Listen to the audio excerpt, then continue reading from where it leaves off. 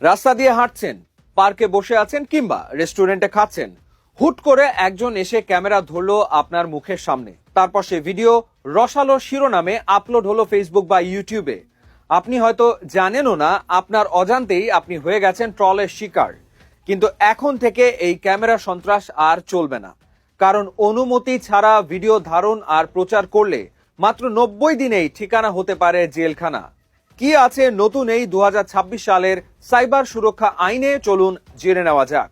গত 10ই এপ্রিল সংসদে পাশ হয়েছে সাইবার সুরক্ষা আইন 2026, আর গতকাল 21শে এপ্রিল সংসদের প্রশ্নোত্তর পর্বে নেত্রকোনা 3 আসনের সংসদ সদস্য রফিকুল ইসলাম হিলালির এক প্রশ্নের জবাবে মন্ত্রী ফকির মাহবুব আনাম দিয়েছেন এক বিস্ফোরক তথ্য।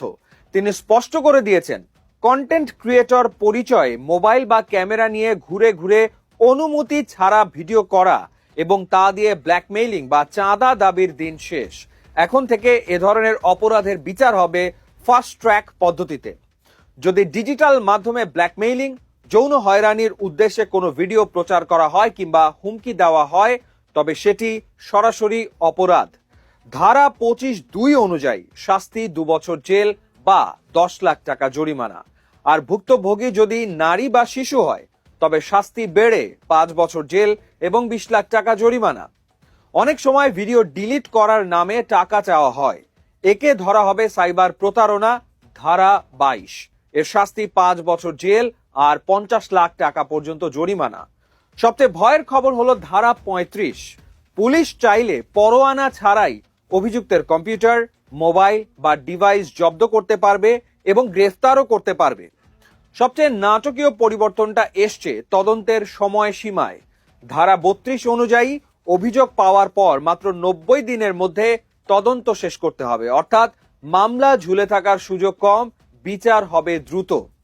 অনেকে ভাবতে পারে ভিডিও করে ডিলিট করে দিলেই তো হলো, কিন্তু আধুনিক প্রযুক্তির কাছে হার মানতে হবে অপরাধীকে।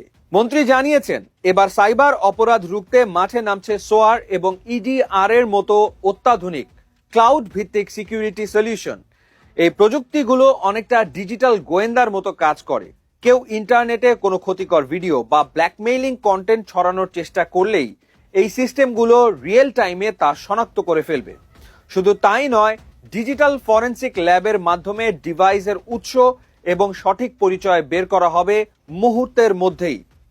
যারা মনে করেন বিদেশের মাটিতে বসে বাংলাদেশের নাগরিকদের নিয়ে মানহানিকর ভিডিও বানিয়ে পার পেয়ে যাবে, তাদের জন্য আছে কড়া বার্তা।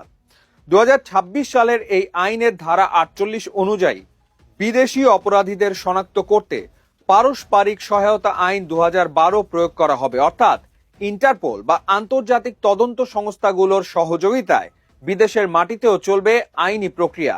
গ্লোবাল থ্রেট ইন্টেলিজেন্স নেটওয়ার্কের সঙ্গে যুক্ত হয়ে সরকার এখন আন্তর্জাতিক পর্যায়ে তথ্য ও লগ আদান প্রদান করতে পারবে। ভিউ বাড়াতে গিয়ে অন্যের ব্যক্তিগত গোপনীয়তা বা প্রাইভেসি নষ্ট করা কোনো সৃজনশীল কাজ নয়। 2026 সালের এই আইনটি মূলত সাধারণ মানুষকে ডিজিটাল হ্যারাসমেন্ট থেকে রক্ষা করতেই আনা হয়েছে। এই আইনের সবচেয়ে শক্তিশালী দিক হলো এর স্বচ্ছতা এবং গতির সমন্বয়। অনেকের মনেই ভয় ছিল যে অভিযোগ করলে কি আসলেই প্রতিকার পাওয়া যাবে। নতুন আইনের ধারা 8 অনুযায়ী জাতীয় সাইবার সুরক্ষা এজেন্সির মহাপরিচালক এখন সরাসরি বিটিআরসি কে নির্দেশ দিয়ে যে কোনো ক্ষতিকর ভিডিও বা কন্টেন্ট মুহূর্তেই ব্লক করার ক্ষমতা রাখেন। তবে ক্ষমতা যেন অপব্যবহার না হয়, সেজন্য ব্লক করার 3 দিনের মধ্যে ট্রাইব্যুনালের অনুমতি নেওয়ার বিষয়টি বাধ্যতামূলক করা হয়েছে। এমনকি কি কি কন্টেন্ট ব্লক করা হলো তা জনসমক্ষে প্রকাশ করার বিধানও রাখা হয়েছে। ফলে একদিকে যেমন ভুক্তভোগী দ্রুত মুক্তি পাবেন, অন্যদিকে ডিজিটাল ফরেনসিক ল্যাবের সংগৃহীত আন্তর্জাতিক মানের প্রমাণ অপরাধীকে আদালত থেকে পার পাওয়ার আর কোনো সুযোগই দেবে না। অনেক কন্টেন্ট ক্রিয়েটর নিজেদের সাংবাদিক পরিচয় দিয়ে মানুষের ব্যক্তিগত কাজে বাধা দেন বা জোর করে প্রশ্ন করেন। এই বিষয়টিকে ধারা 35-এর আওতায় আনা হতে পারে যদি এটি হয়রানির পর্যায়ে পড়ে।